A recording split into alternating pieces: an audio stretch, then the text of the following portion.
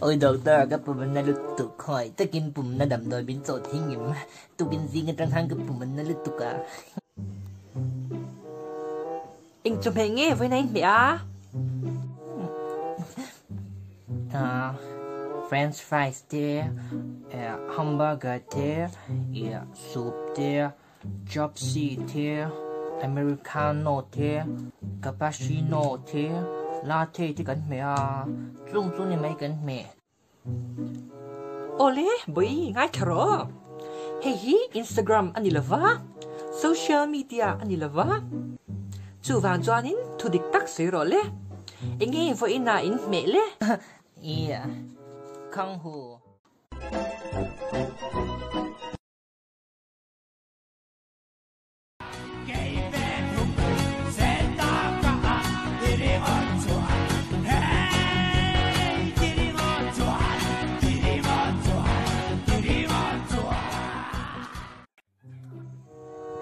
Ôi, quarantine ha.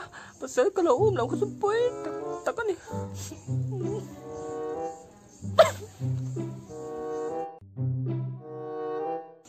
Ôi, thì tụi rong lâu tụi cái mò. Dari cái chair về mấy sáng khazari song có phá, sáng khazari song có phá, sáng khazari song có phá, sáng khazari song có phá.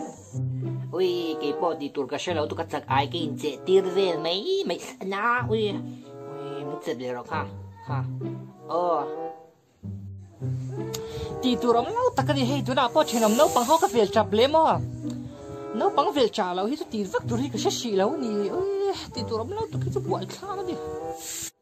nhà hay cái bộ cái bộ lò bay to hậu cái xe lên mấy đồ hay cái đầm đồ cái nghe cái xe to lâu cái bay to nó nu hay potato cracker thì cái nghe cái xe to lâu cái xe lên mấy cái tụi rong lâu tụi cái mò cái đang cái tì năng đang cái tì lẹ